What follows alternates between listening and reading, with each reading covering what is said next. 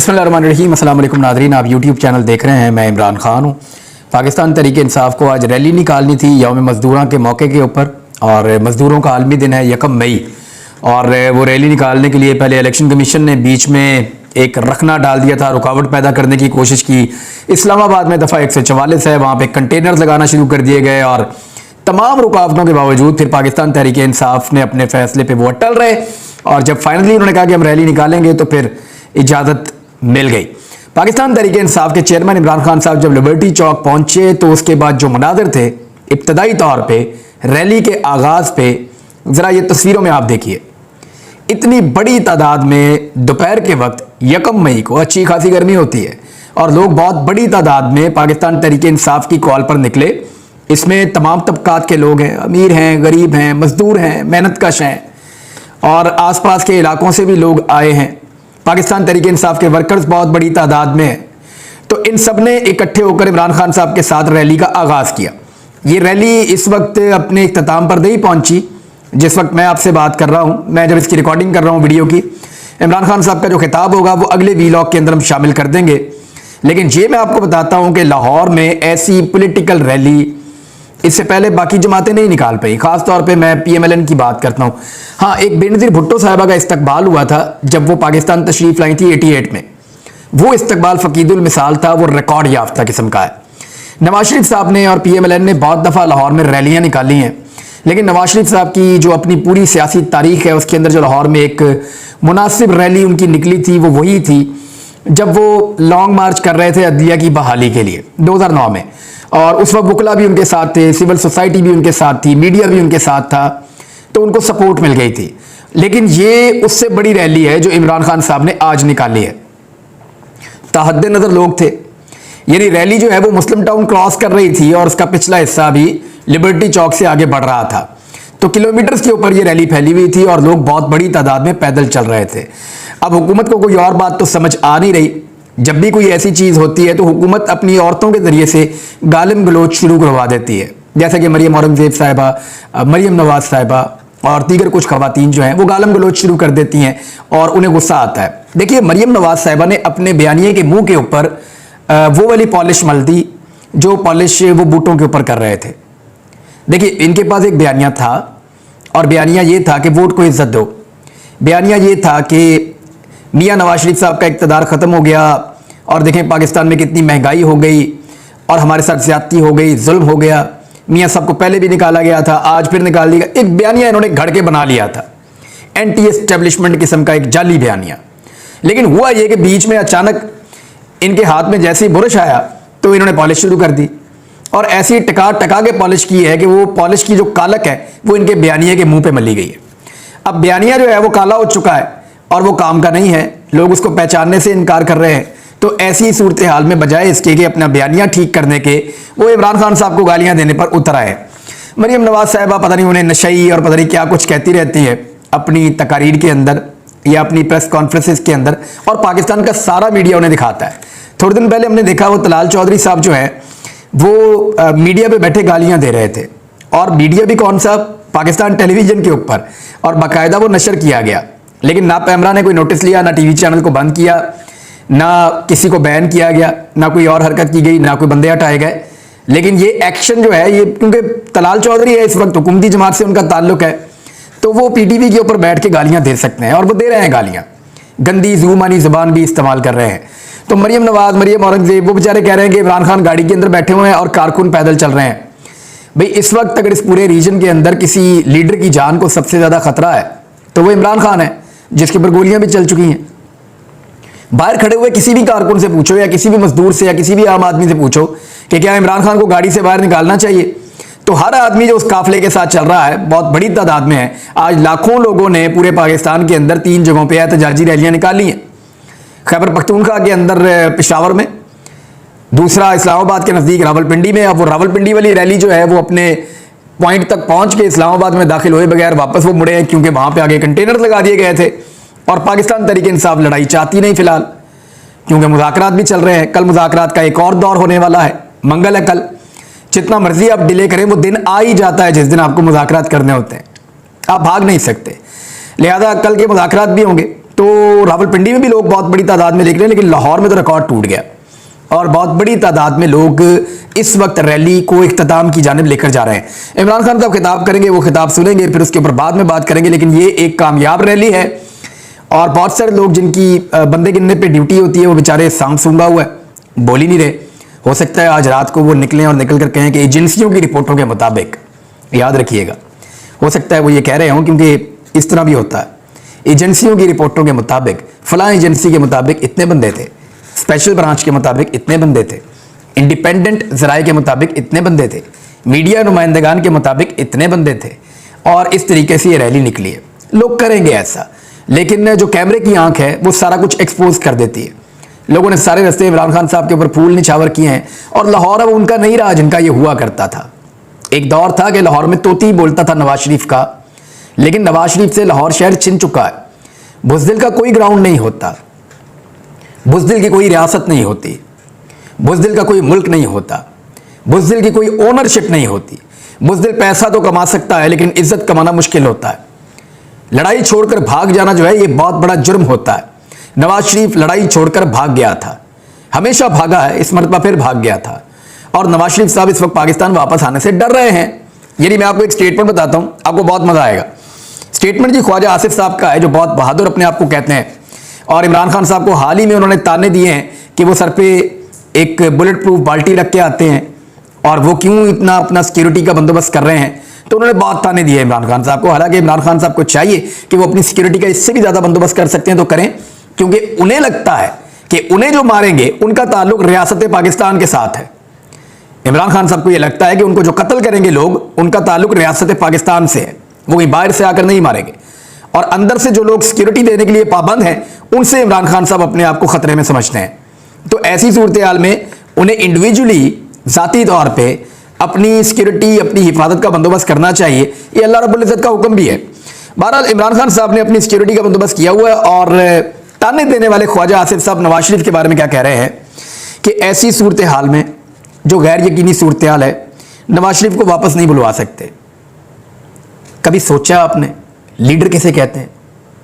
Leader उसे कहते हैं जो लीड करता है, रहनुमा उसे कहते हैं जो रास्ता दिखाता है, लीडर उसे कहते हैं, यानी आप भेड़ियों के गौल में चले जाएं, आप शेरों के कबीले को देख लें, आप जानवरों के ग्रोहों को देख लें, आप कीड़ियां जो चल रही होती हैं उनको आप देख लें, आप इंसानों के ग्रोह में देख लें, आप हाथियों के ग्रोह में देख लें, आप दुनिया में किसी भी जिंदा चीज को आप देखें तो उनमें जो लीड कर रही होती है ना, वो वहां एग्जिस्ट कर रही होती है और वो फ्रंट पे खड़ी हुई होती है, उसे कहते हैं लीडर। प्लानिंग करने वाले और होते हैं, साजिश करने वाले और होते हैं। साजिशी जो है वो पीछे जा सकता है, प्लानिंग करने वाला जो है वो पीछे छुप सकता है। लीडर वही होता है जो फ्रंट पे आके लीड कर रहा होता है। यानी पीएमएलएन के पास एक ऐसा लीडर है जो गैर यकीनी सूरत में लीड नहीं कर सकता, वापस ही नहीं आ सकता। कितना फर्क है इमरान खान में और नून लीग में। नवाज शरीफ के ऊपर तो किसी किस्म का खतरा नहीं है, गोली नहीं चली उनके ऊपर, खुदा न खास्ता, लेकिन वो पाकिस्तान आने से डरते हैं। वो ये कहते हैं मैं पाकिस्तान नहीं आऊंगा, उनके लोग कह रहे हैं। मरियम नवाज ने हालांकि आज मीडिया के सामने अनाउंस किया, उम्मीद करते हैं कि नवाज शरीफ वापस आके सवालात के जवाब देंगे, वापस आके अपने केसेस का सामना करेंगे। उम्मीद तो यही की जा सकती है।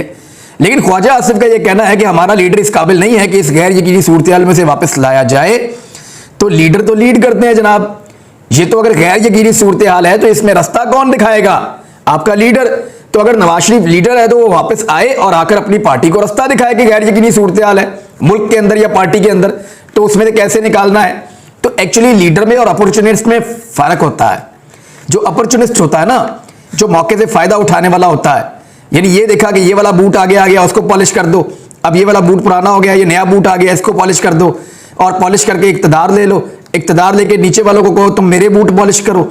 यानी जो बंदा दाव लगाने के चक्कर में होता है ना, दिहाड़ीबाज, या आप उसे कह लें कि दाव लगाने वाला या हाथ मारने वाला या फ्रॉड करने वाला, उसमें और एक लीडर में फर्क होता है। लीडर मौका पर आकर लीड करता है, वो सामना करता है चीजों का, और वो देखता है कि उसके लोग जो चीजें बर्दाश्त कर रहे हैं उसका एक हिस्सा वो भी बर्दाश्त करे। और इमरान खान ने गोलियां खाकर दिखाई हैं। तो ये करैक्टर का, लीडर का ये बड़ा फर्क है। दूसरी जानिब पाकिस्तान तहरीक इंसाफ के चेयरमैन इमरान खान साहब ने एक दो चीजें बड़ी क्लियर कर दी हैं। उन्होंने कहा और सड़कों पे आने का उन्होंने ऐलान किया उन्होंने कहा कि अगर अदालती फैसले तस्लीम नहीं किए जाते, यानी इमरान खान साहब को इस बात का आइडिया हो गया है कि अदालत के फैसले को ये लोग तस्लीम नहीं करेंगे। इमरान खान को इस बात का आइडिया हो गया है कि पीडीएम की जमातें इलेक्शन से भाग जाएंगी। इमरान खान साहब को यह चीज तकरीबन पता चल गई है कि ये कभी भी मई के अंदर असेंबलियां तहरील करने की बात नहीं मानेंगे। ये कोशिश करेंगे कि बजट पेश करें और उसके बाद फिर कोई नया बहाना ढूंढेंगे, और ये चाहते हैं कि नए आने वाले चीफ जस्टिस को मुकम्मल तौर पे मुतनाज़ करने के बाद उनके दौर पे चीज़ों को ले जाएं। और वहां इनको आइडिया ये है कि 2024 में भी फिर इलेक्शन हमने नहीं करवाने, 2023 तो भी चल रहा है ना, 24 में भी नहीं करवाने फिर हमने इलेक्शन। और धमकियां इस बात की ये देते हैं कि हम फिर बाद में भी इलेक्शन नहीं करवाएंगे। एक तरफ मुज़ाकरात कर रहे हैं तो सुप्रीम कोर्ट ऑफ पाकिस्तान को अब आइन और कानून के मुताबिक फैसला देना होगा। मैंने एक सर्वे करवाया था, मैंने आज तक बहुत सारे सर्वे करवाए, लेकिन इतनी क्लैरिटी के साथ लोगों ने कभी जवाब नहीं दिया। सवाल सादा सा था कि चीफ जस्टिस ऑफ पाकिस्तान को क्या करना चाहिए, आइन पर अमल दरामद करवाना चाहिए या सियासी जमातों के मुज़ाकरात करवाने चाहिए। तो इसमें 98% यानी 98% पाकिस्तानियों ने कहा कि जी आइन के ऊपर अमल दरामद करवाएं, छोड़ें आप मुज़ाकरात को। सिर्फ 2% पाकिस्तानियों को लगता है कि चीफ जस्टिस ऑफ पाकिस्तान मुज़ाकरात करवा सकते हैं। तो ये अदलिया के भी सोचने की बात है कि आप किस रोले में पड़ गए हैं और किस चक्कर में आप पड़ गए हैं, निकलें इसमें से। पाकिस्तान का वक्त बहुत ज़ाया हो रहा है। स्टीव हॉकिंस ये एक सीनियर इकोनॉमिस्ट हैं, इनका बहुत बड़ा नाम है दुनिया में, और ये एक प्रोफेसर भी हैं इकोनॉमिक्स के। उन्होंने एक ट्वीट किया है, उस ट्वीट के अंदर जो डाटा है वो मैं आपके साथ शेयर करता हूं, आपको आइडिया हो जाएगा कि वो क्या कह रहे हैं।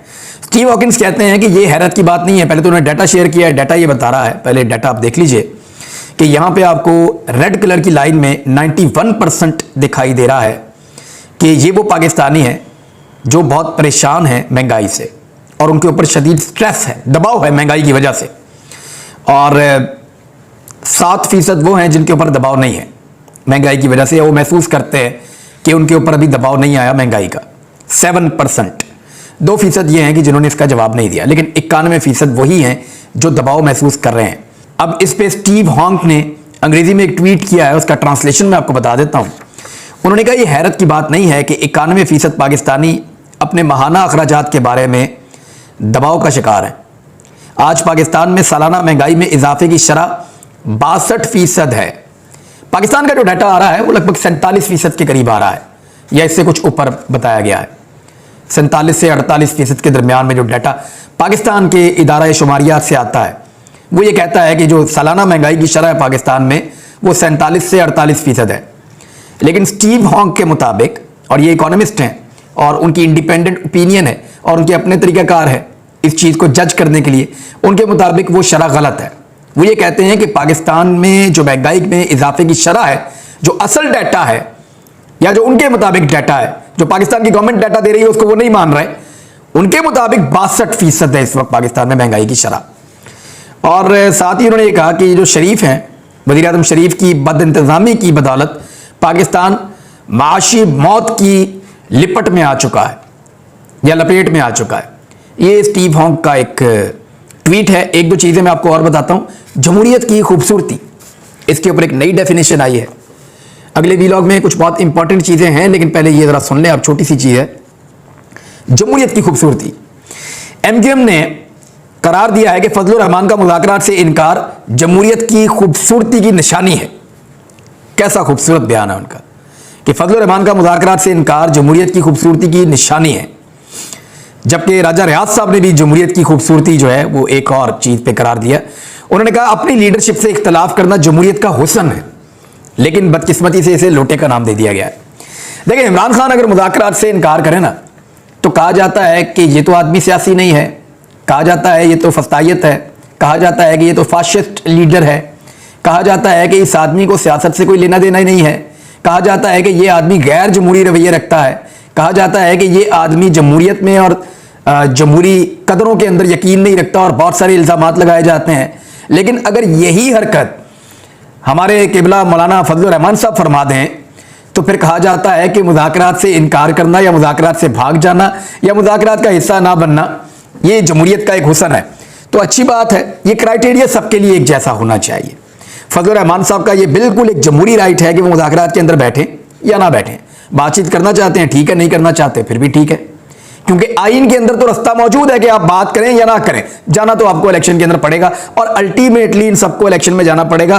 बॉल जो है वो बार बार सुप्रीम कोर्ट ऑफ पाकिस्तान के कोर्ट में जाती है, लेकिन सुप्रीम कोर्ट ऑफ पाकिस्तान जो है वो अभी तक इसके ऊपर कोई भी सख्त फैसला करने से गुरेज कर रही है। हालांकि आइन और कानून के मुताबिक फैसला होना चाहिए, लेकिन पीडीएम की जमातें इलेक्शन में चली जाएंगी। अगर सुप्रीम कोर्ट को ये उम्मीद है कि वो आइन और कानून को मान लेंगे तो वो क्यों नहीं मानेंगे। एक और डाटा आप देख लें, रिपब्लिक पॉलिसी थिंक टैंक ने खैबर पख्तूनख्वा से एक डाटा जारी किया है और अप्रैल 2023 का ये डाटा है और सर्वे करवाया गया खैबर पख्तूनख्वा में। सूरत हाल का आप जायजा ले लीजिए, वहां के लोग किस लीडर को कितना एक्सेप्ट करते हैं। अच्छा, ये डाटा ऐसे नहीं है कि पूरे खैबर पख्तूनख्वा से, ये हर हल्के की कहानी है। तो जनाब आप ये देख ले कि 64% खैबर पख्तूनख्वा के लोग इमरान खान के साथ खड़े, 18% फजल रहमान के साथ खड़े, 5% शरीफ खानदान के साथ खड़े, 4% जमात इस्लामी के साथ खड़े, 3% पीपल्स पार्टी के साथ और 3% जो है वो एएनपी के साथ और 3% जो है वो बाकियों के साथ खड़े। ये इस वक्त सूरत हाल है खैबर पख्तूनख्वा में पाकिस्तान तहरीक इंसाफ और बाकी जमातों की। 64% पे अकेला इमरान खान खड़ा है। ये तो पंजाब में भी मकबूलियत नहीं है जितनी मकबूलियत वहां पे है, तो वहां तो ऐसा लगता है क्लीन स्वीप कर जाएंगे, कोई सीट भी नहीं छोड़ेंगे शायद। तो इस वजह से ये इलेक्शन में नहीं जाएंगे। सुप्रीम कोर्ट ऑफ पाकिस्तान ने आइन और कानून पर अमल दरामद करवाना है तो खुद करवाए। अब तक के लिए इतना ही, अपना ख्याल रखिएगा, अपने चैनल का भी।